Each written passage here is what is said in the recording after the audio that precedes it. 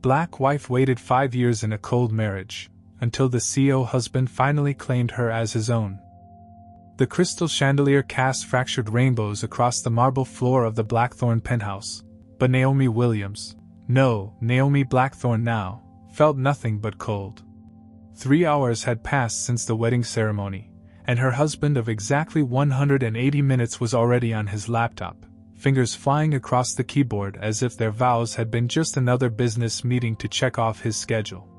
"The merger documents need to be reviewed by tomorrow," Julian muttered without looking up, his dark hair falling across his forehead. Even in his wedding tuxedo, he looked more CEO than groom. "The Shanghai deal won't wait." Naomi stood by the floor-to-ceiling windows, still in her ivory silk gown, a dress she'd chosen carefully, not for romance, but for the cameras that would document this union for the business world. 40 floors below, the city sparkled with life and possibility, while up here, silence stretched between them like an ocean. She'd known this day would come. Had prepared for it, actually, ever since Julian's father, Edmund Blackthorn, had approached her family 6 months ago with his unusual proposition. "My son needs stability," the elder Blackthorn had said, his voice weak from the cancer that would claim him 3 weeks later. "Someone grounded. Someone real. The board won't trust him with the company unless he proves he can commit to something beyond quarterly profits." The will had been specific. Julian could only inherit full control of Blackthorn Industries, a tech empire worth $3.2 billion, if he married a woman of character and substance, within 6 months of his father's death. No prenup loopholes. No easy exits. A real marriage, lasting at least 5 years. Naomi had been the perfect candidate. 28 years old, MBA from Northwestern, volunteer work with 3 different charities, and most importantly, no social media presence that could embarrass the family. She came from good people. Her father was a retired teacher, her mother a nurse. Respectable, but not wealthy enough to make this marriage look like a merger between dynasties. What the Blackthorns didn't know was that Naomi had her own reasons for saying yes. "I've set up separate bedrooms," Julian said suddenly, closing his laptop with a sharp click. "The master suite is yours. I'll take the guest wing." She turned from the window, studying his face. Handsome, certainly, sharp jawline, intelligent brown eyes, the kind of polished appearance that graced magazine covers. But there was something hollow there, something carefully controlled. "How generous," she replied, keeping her voice level. Julian's eyes flicked to her briefly, as if he'd expected gratitude instead of sarcasm. "I want to be clear about expectations. Public appearances when necessary. Charity events. Board dinners. But otherwise, we live our own lives." "Understood." Naomi began unpinning her hair, letting her natural curls fall free. "And what about the 5-year requirement? We fulfill the contract. Nothing more, nothing less. Contract. Not marriage. Not partnership. Contract." The next morning, Naomi woke alone in a bedroom larger than her childhood apartment.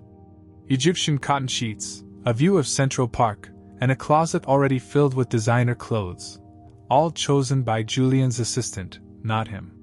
Everything perfect. Everything cold. Over breakfast, served by a housekeeper who seemed genuinely surprised to see a Mrs. Blackthorn at the table, Julian reviewed his schedule. Tokyo next week. Then London. The Geneva conference is the week after that. "How long will you be gone?" Naomi asked, though she wasn't sure why she cared. 3 weeks, possibly 4. "Sarah will handle any social obligations while I'm away."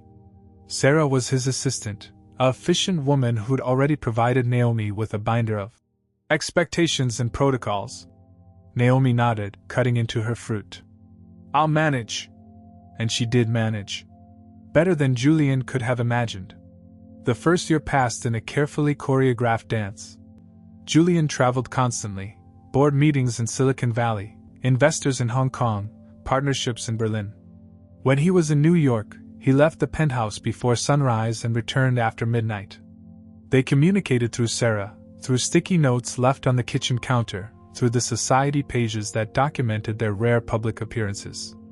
To the outside world, they were the perfect power couple. Naomi at his side during the annual shareholders' meeting, radiant in midnight blue. Julian's hand on her back as they entered charity galas, his smile practiced and convincing. The photos always looked romantic. She'd learned how to angle her body toward his, how to laugh at the right moments, how to make their minimal contact appear intimate. But the cameras never captured the silence in the car afterward. The separate elevators they took to different floors. The way Julian's eyes would slide past her at breakfast, already focused on his phone. Year 2 brought a rhythm to their isolation. Naomi discovered that Julian preferred his coffee black, never ate lunch, and had a habit of pacing the living room during phone calls with the Tokyo office. She learned to move through their shared spaces like a ghost, present but unobtrusive. Julian, for his part, seemed to forget she existed beyond her function. He would ask Sarah to check with Mrs. Blackthorne about the charity luncheon, as if Naomi weren't standing 3 feet away. He signed birthday cards without reading them, approved expense reports for events he'd never asked about, and nodded absently when she mentioned traveling to visit her parents. "My wife handles the social obligations beautifully," she once heard him tell a business partner. "Very capable. Capable. Like a good employee." By year 3, the penthouse felt less like a home and more like an expensive waiting room. They had perfected the art of coexistence without connection. Julian worked 18-hour days. Naomi managed their public image with the precision of a military campaign. She spoke at women's leadership conferences, hosted donor dinners, and sat on the boards of 3 nonprofits, all while maintaining the fiction of their marriage. But late at night, when Julian was asleep in his wing and the city hummed 40 floors below, Naomi would sit at her laptop and work on something entirely her own. Something that had nothing to do with being Mrs. Blackthorne. Year 4 brought the first crack in their perfect facade. At the annual Blackthorne Industries Gala, Julian introduced her to a potential investor from Singapore. "This is my wife, Naomi," he said, his hand briefly touching her elbow, a gesture so rare it almost startled her. "Pleasure to meet you, Mrs. Blackthorne," the investor replied. "I've heard wonderful things about your work with underprivileged youth." Julian's head turned slightly, a frown creasing his brow. Later, in the car, he asked, "What work with underprivileged youth?" "The coding boot camp I've been running for 3 years," Naomi replied calmly. "Every Saturday at the community center in Harlem." He stared at her as if she'd announced she was secretly an astronaut. "I didn't know. You never asked?" The silence that followed lasted until they reached the penthouse. Now, as year 5 began, Naomi watched Julian review quarterly reports over breakfast, his jaw tight with concentration. Blackthorne Industries was struggling. She could see it in the tension around his eyes, the way his fingers drummed against the table when he thought no one was looking. Market share slipping. Innovation stagnating. The tech world was ruthless, and even billion-dollar companies could fall. "Difficult quarter?" she asked quietly. Julian's eyes snapped to hers, surprised by the question. For a moment, something flickered across his face. Vulnerability, maybe, or exhaustion. "Nothing I can't handle," he said finally, closing the report.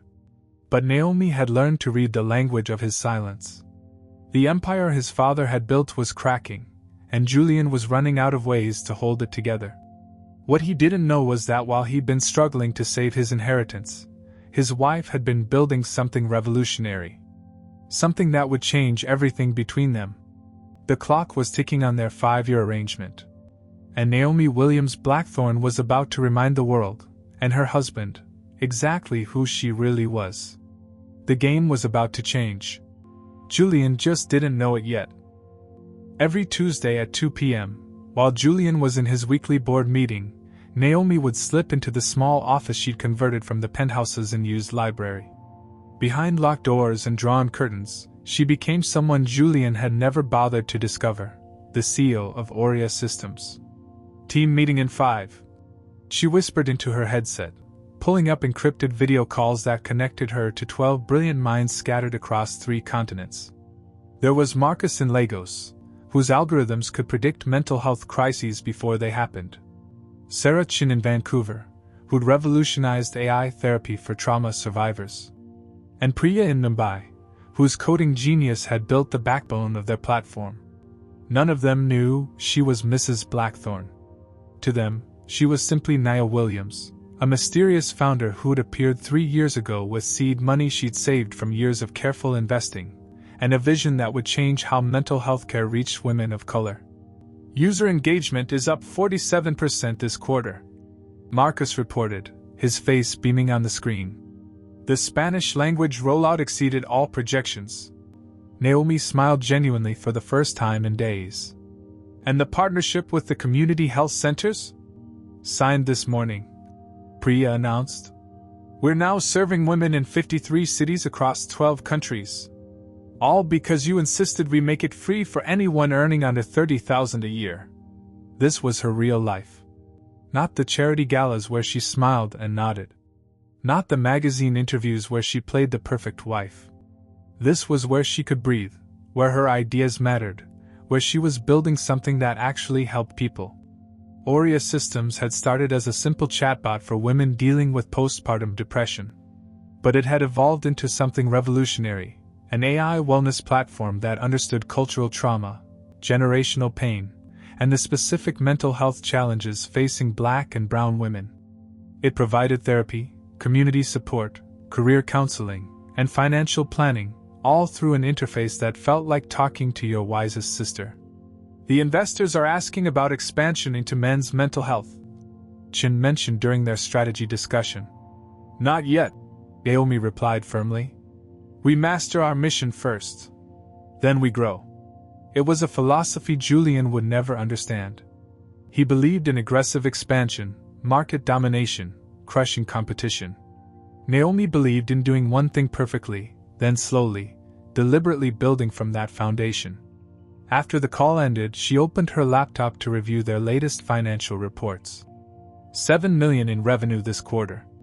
Completely bootstrapped. Not a single dollar from the Blackthorne fortune had touched Aurea Systems. She'd been meticulous about that, even when it meant working 20-hour days during their launch year. Her phone buzzed with a text from her mother. Saw the article about Julian's company in the Times. You okay, baby? Naomi frowned, quickly pulling up the business section. The headline made her stomach drop. Blackthorne Industries loses major client to rival firm.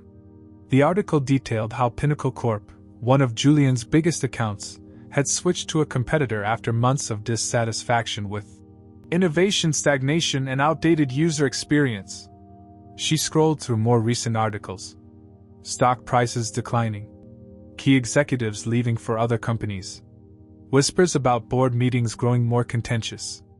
While she'd been building her empire in secret, Julian's was quietly crumbling.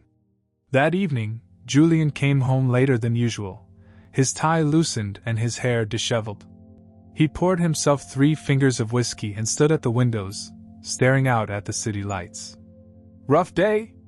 Naomi asked softly, genuinely concerned despite their emotional distance. Julian's shoulders tensed. Just business. But she could see the weight he was carrying. The pressure of living up to his father's legacy. The fear that he might be the Blackthorne who lost everything. You know, Naomi said carefully, sometimes fresh perspectives can help with business challenges. Julian turned, his expression almost amused. Fresh perspectives? I have an MBA. I understand. You understand charity work and social events. Julian interrupted, not unkindly but dismissively. This is different. This is real business. Real business. As if the millions she generated, the lives she changed, the platform she'd built from nothing wasn't real. Naomi nodded quietly and excused herself to her room, where she opened her laptop and checked Aurea Systems metrics one more time. User satisfaction, 94%. Revenue growth, 340% year-over-year. Client retention, 89%. Real business, indeed.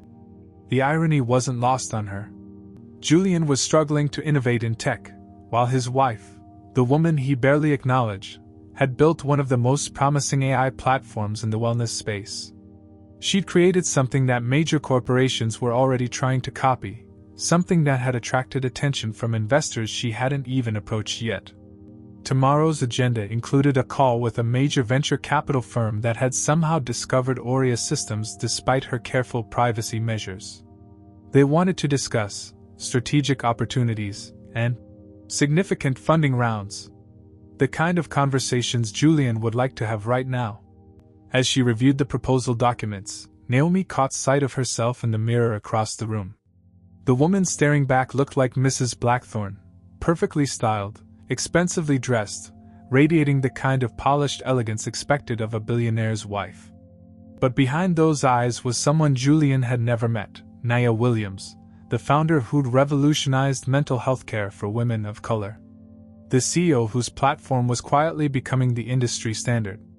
The entrepreneur whose success story was about to explode into the public eye.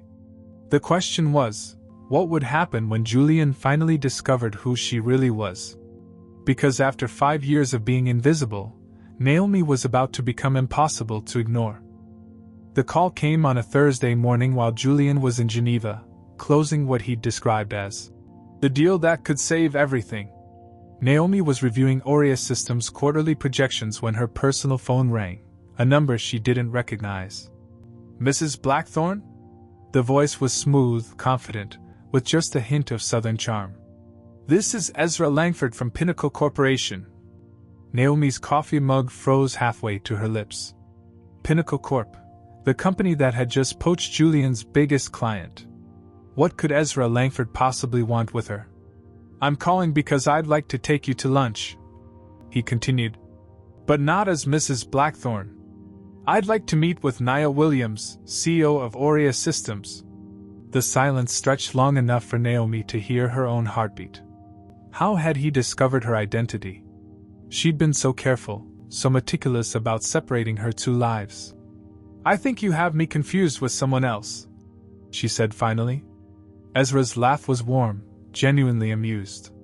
Ms. Williams, may I call you Nia? I have 47 patents in AI development, and I've been tracking your platform since its beta launch. Your algorithm for cultural trauma recognition is 3 years ahead of anything else in the market. I know talent when I see it. Naomi's mind raced. If Ezra Langford knew, who else did? And more importantly, how long before Julian found out? The Four Seasons, tomorrow at noon. Ezra continued smoothly. I have a proposition that could change your life. And honestly, after what I've seen of your work, I think you'll want to hear it. The line went dead before Naomi could respond. That night, she lay awake staring at the ceiling, her mind spinning with possibilities and fears.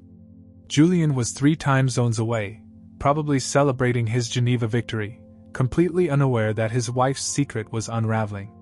The next morning, Naomi chose her outfit carefully, not the designer pieces from her Mrs. Blackthorne wardrobe, but the sharp black blazer and emerald silk blouse she wore for important Aurea Systems video calls.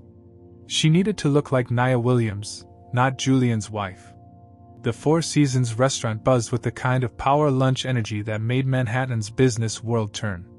Naomi spotted Ezra Langford immediately, tall, silver-haired, with the kind of confident bearing that commanded attention. He looked younger than his 52 years, and his smile when he saw her was genuinely warm. Nia Williams, he said, standing to greet her. You're even more impressive in person. Mr. Langford, she replied, accepting his handshake. I have to admit, I'm curious how you discovered my connection to Aurea Systems. Call me Ezra. And honestly, your privacy measures were brilliant. It took my best investigators 3 months to piece it together. He gestured for her to sit. But when a platform grows by 300% in 18 months, people notice. When that platform starts solving problems that billion-dollar companies can't crack, people pay attention. The waiter appeared, but Naomi barely heard the specials. Her focus was entirely on Ezra Langford and whatever bomb he was about to drop. I'll be direct, Ezra said after they'd ordered. I want to acquire Aurea Systems. Not absorb it, not rebrand it. Acquire it with you as CEO, maintaining full creative control. I'm talking about a merger that would give you access to our infrastructure, our global reach, and our research budget. What kind of numbers are we discussing? Naomi asked, keeping her voice steady despite her racing pulse. 50 million for the platform. 20% equity stake in Pinnacle Corporation. And a guaranteed seat on our board of directors. Ezra leaned forward, his eyes intense. But more than money, I'm offering you something you can't get hiding behind an alias: recognition. Your work deserves to be celebrated, not buried. 50 million. The number echoed in Naomi's mind. More money than she'd ever imagined, for a company she'd built in secret, while her husband traveled the world. There's more, Ezra continued. We're announcing our new AI Wellness division next month at the Global Tech Summit. I want you to be the keynote speaker. Not as Mrs. Blackthorne making polite conversation about charity work, as Nia Williams, the visionary who revolutionized mental health care for underserved communities. The Global Tech Summit. The most prestigious technology conference in the world, where industry titans unveiled the innovations that would shape the next decade. Julian attended every year, usually giving his own presentation on Blackthorne Industries' latest developments. You want me to go public? Naomi said. I want you to take your place at the table you've earned, Ezra corrected. The question is, are you ready to step out of the shadows? That evening, Naomi sat in the penthouse's living room, staring at the contract Ezra had given her. The terms were even better than he'd outlined: full creative control, expanded research budget, and most importantly, her name on everything. Her phone buzzed with a text from Julian: deal closed.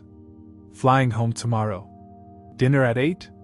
For 5 years, she'd existed in the spaces between Julian's business trips, building something extraordinary while he remained oblivious. Now she held an offer that would make her not just financially independent, but professionally recognized as one of the most innovative minds in tech. The irony was almost poetic. Julian was desperately trying to save his father's company with traditional approaches, while his invisible wife had created something that the industry's biggest players wanted to acquire. Tomorrow, Julian would come home expecting to find the same quiet, accommodating woman he'd married. Instead, he was about to discover that Mrs. Blackthorne had been living a double life. And soon the whole world would know exactly who Nia Williams really was. The only question remaining was, what would Julian do when he realized that his biggest business rival had just offered his wife everything he never thought to give her: respect, recognition, and the chance to be seen for who she truly was. Julian came home earlier than expected, his triumph from Geneva evaporating the moment he walked through the penthouse door. His face was dark with an emotion Naomi had rarely seen from him, barely controlled fury. We need to talk, he said, dropping his briefcase with enough force to make the crystal vase on the entry table rattle. Naomi looked up from her laptop, where she'd been reviewing Ezra's contract for the 100th time. Something in Julian's tone made her pulse quicken. About what? About your lunch yesterday with Ezra Langford. The words hit like ice water. Naomi's fingers stilled on the keyboard, her mind racing through possibilities. How had he found out so quickly? Board members saw you at the Four Seasons, Julian continued, his voice tight with control. Recognized you immediately. Thought it was strange that my wife was having an intimate lunch with the man who's been systematically destroying my company. Julian moved closer, and for the first time in 5 years, his full attention was focused entirely on her. But this wasn't the kind of attention she'd ever wanted. So I had my team do some digging, he said, pulling out his phone. Imagine my surprise when they discovered that Mrs. Julian Blackthorne has been running a tech company under an alias. Aureus Systems. Ring any bells, Naomi? The way he said her name, like it was something distasteful, made her spine straighten. She closed her laptop slowly, deliberately, and stood to face him. Yes, she said simply. Julian blinked, clearly expecting denials or explanations. Yes? That's it. What else would you like me to say? That I'm sorry for being successful? That I apologize for building something meaningful while you were too busy traveling to notice? You used insider information, Julian accused, his voice rising. My business strategies, my client lists.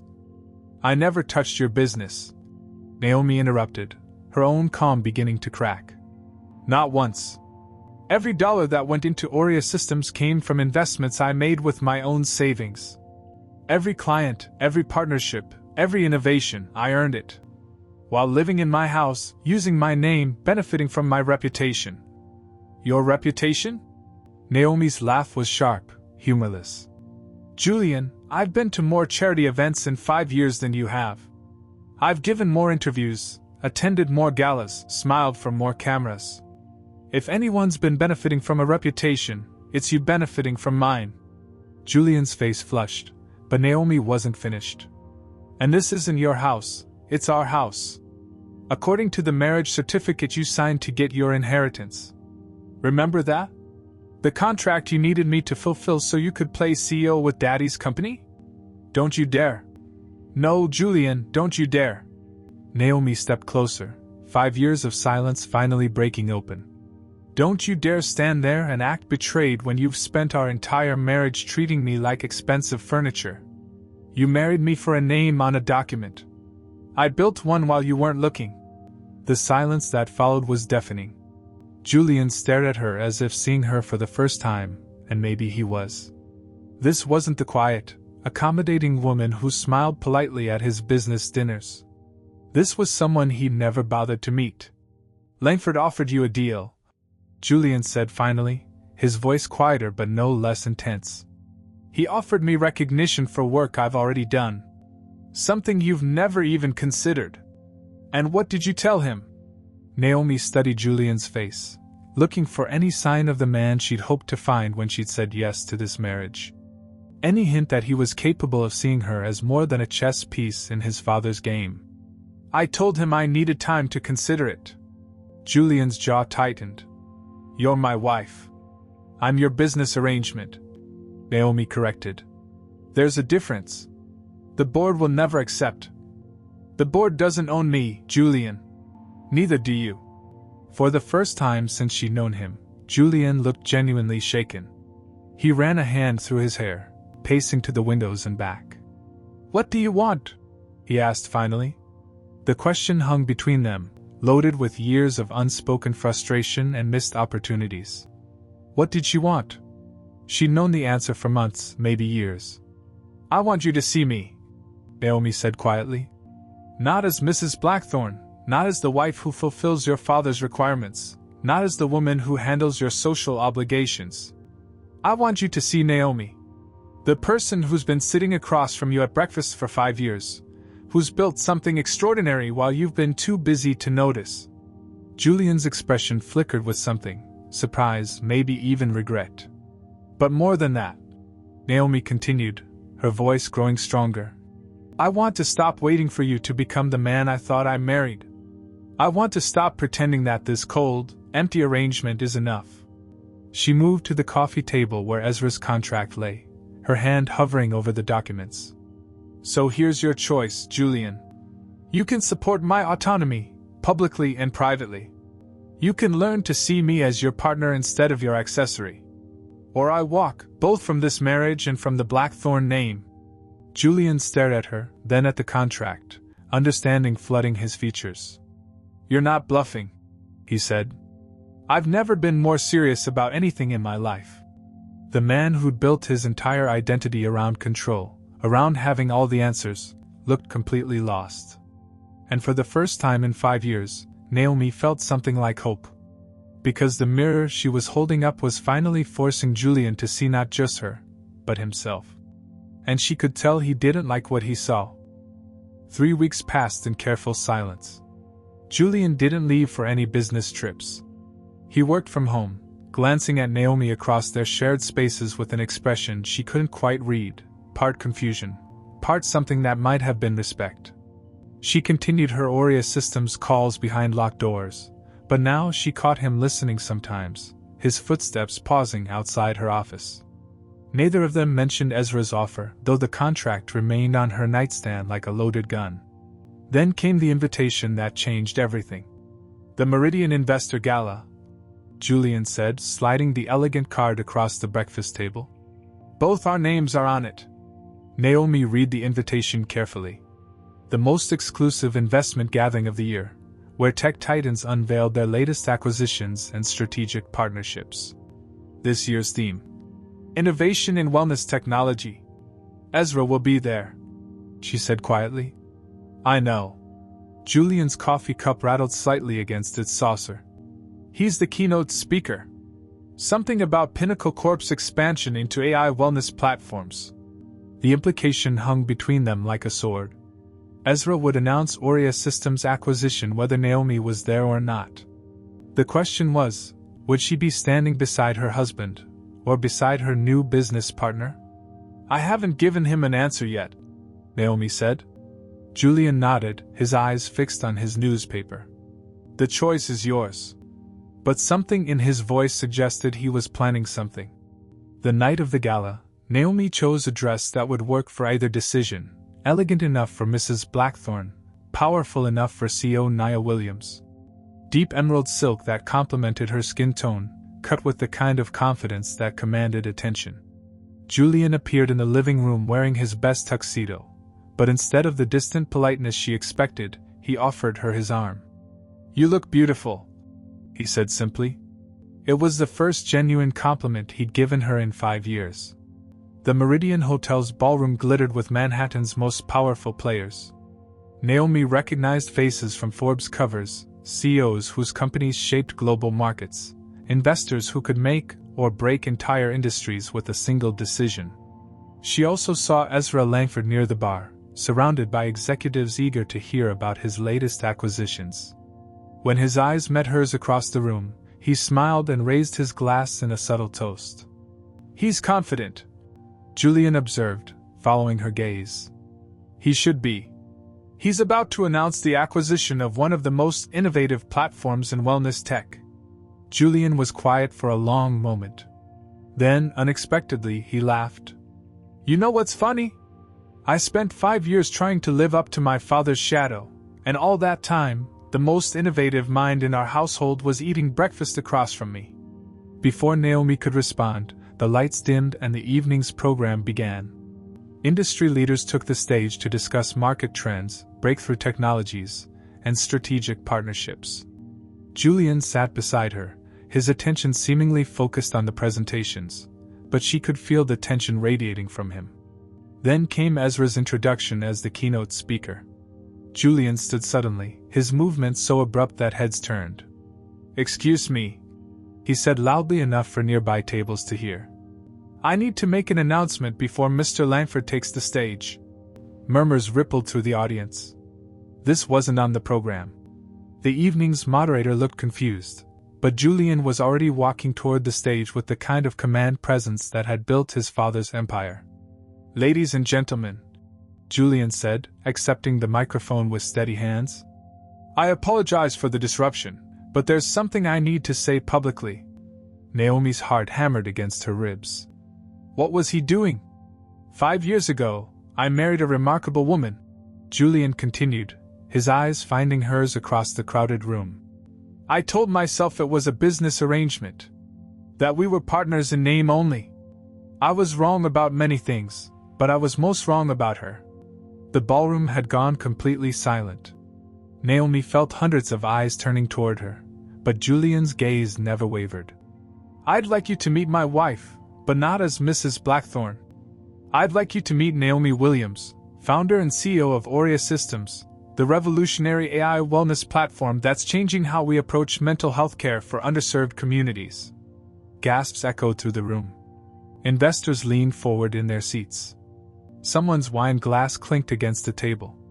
Julian smiled, and for the first time since she'd known him, it reached his eyes.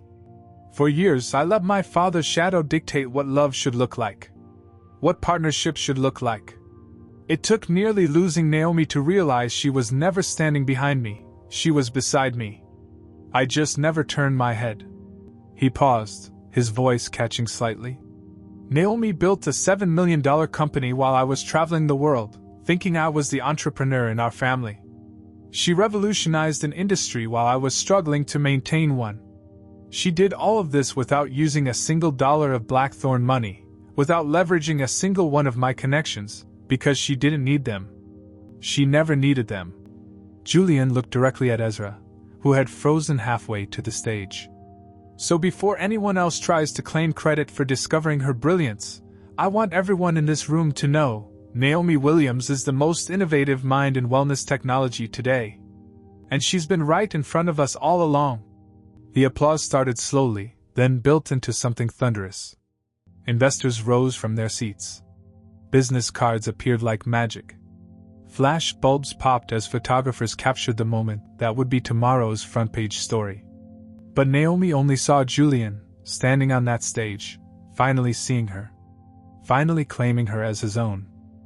6 months later, Naomi stood in the sleek conference room of Aurea Systems' new Manhattan headquarters, a space she'd leased with her own money, filled with her own team, bearing her own name on the door. Through the floor-to-ceiling windows, she could see the Blackthorn Industries building 12 blocks away, where Julian was implementing the most radical transformation in the company's history. "Final headcount for tonight's gala?" asked Marcus, now her VP of Global Operations, his Lagos accent warm with excitement. 400 confirmed, Naomi replied, reviewing the guest list one more time. Including representatives from every major wellness platform in North America. Tonight marked Aurea Systems' 5th anniversary, though this was the first time they were celebrating publicly. The platform now served over 2 million women across 47 countries, and their innovative approach to culturally informed mental health care had become the industry standard. Ms. Williams, her assistant interrupted softly. "Your guest has arrived." Naomi smiled. Even her own team was still adjusting to her reclaimed identity. She'd legally dropped the Blackthorn name 2 months ago, not out of anger, but out of choice.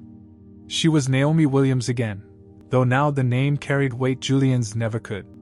She walked to the lobby, where Julian waited in a perfectly tailored navy suit, holding a small wrapped box. 6 months of marriage counseling had changed him in ways she'd never expected. The sharp edges of his arrogance had softened into something like humility. The cold distance in his eyes had warmed into genuine attention. "You look incredible," he said, and she could hear that he meant it. "Thank you." She accepted his kiss on her cheek, still sometimes surprised by these small intimacies that felt new despite 5 years of marriage. "Ready to be Mr. Naomi Williams for the evening?" Julian laughed, a sound that had become more frequent, more genuine. "I've been practicing my supportive spouse smile." The transformation hadn't been instant or easy. After his public declaration at the Meridian Gala, Julian had to prove his words with actions. He'd started therapy, individual sessions to understand why he'd spent 5 years invisible to his own wife. He'd restructured Blackthorn Industries around collaborative leadership models, inspired by Naomi's approach at Aurea Systems. Most importantly, he'd shown up. To her board meetings when she needed his business expertise. To her keynote speeches when she'd wanted familiar faces in the audience. To their couples counseling sessions where they'd unpacked 5 years of emotional neglect and learned to build something real. "There's something I want to give you before we go," Julian said, offering her the small box. Naomi opened it carefully, revealing a simple platinum band set with a single emerald, the same deep green as the dress she'd worn the night he'd finally seen her. "It's not a wedding ring," Julian said quickly. "It's a partnership ring. A promise that I'll never stop seeing you again." Naomi held the ring up to the light, watching it catch the evening sun streaming through her office windows. 5 years ago, Julian had given her a diamond that belonged to his grandmother, a symbol of their business arrangement. This ring belonged only to them. "Julian," she said softly, sliding the ring onto her right hand. "You know I've been happy these past months. Happier than I've been since we married." His face tightened almost imperceptibly. But nothing." She smiled, reaching up to straighten his tie. "I'm just telling you that the man I'm with now, the one who shows up, who listens, who sees me, he's worth waiting 5 years for." Relief flooded Julian's features. "Even though I almost lost you? Especially because you almost lost me. That's when you finally fought for us." An hour later, they arrived at the Meridian Hotel, the same venue where Julian had claimed her publicly 6 months ago. Tonight, the ballroom was decorated in Aurea Systems' signature colors, and the guest list read like a who's who of wellness technology.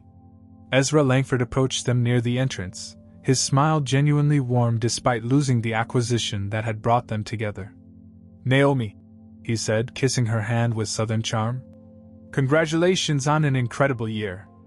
Though I have to admit, I'm still disappointed you chose love over profit." "Actually," Naomi replied, glancing at Julian, "I chose both."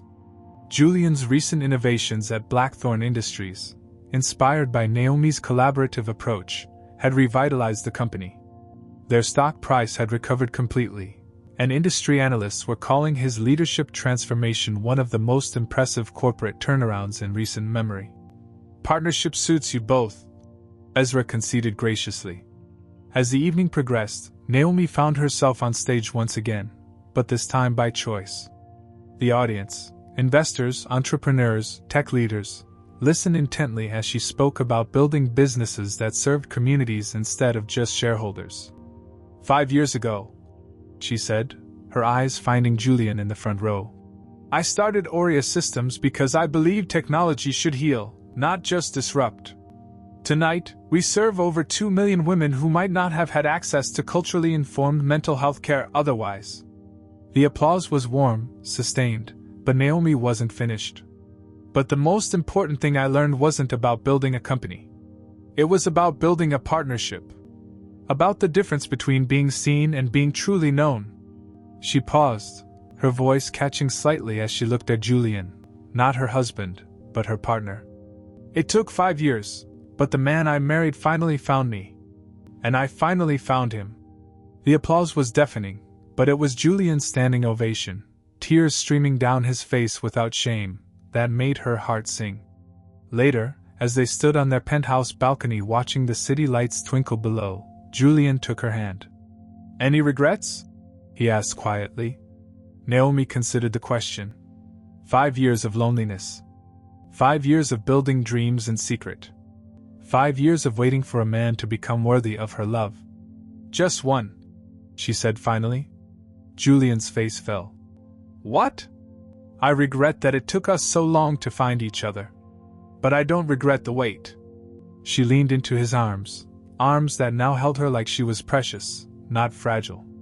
"You were worth it, Julian Blackthorn. All of it." And for the first time in 5 years, when Julian Blackthorn kissed his wife, he was kissing a woman who chose to be there. Who chose him. Who chose them. The wait was finally over.